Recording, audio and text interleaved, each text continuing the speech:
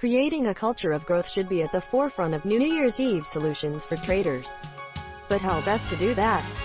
Carey, Google's chief marketing officer and publishers, is proposing the introduction of a quarterly error report, which will be an amazing way to change the way marketers work and grow. It's the idea of a quarterly bug report, a useful tool for testers, conversion optimizers and marketers who want to create a culture of growth.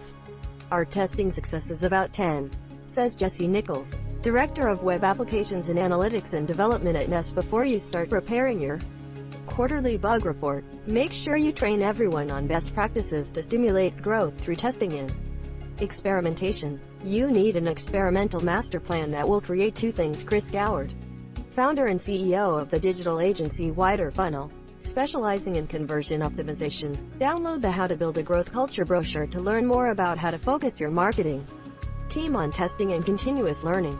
In a growth culture, this should mean experiencing something new, measuring results, and knowing that changes will not help you achieve your end result. I've learned from a lot of failed tests, says Krista Seiden, Director of Global Analysis Training at Google. Stakeholders know exactly what they do every time we do a test. And I don't want to paint a picture that just tells the story I want to tell. Jesse says, do a full test on one slide, a description, hypotheses, variations, results and next steps. Jesse says, the losses aren't necessarily huge. They can be not only button checks, images or action calls, but also more complex cash flow tests for users or new features. Fault is a byproduct of a good test. If your tests are still successful, you will probably not run them often enough or aggressively. Failure is an obvious fact for testers, and any failure is a proven fact.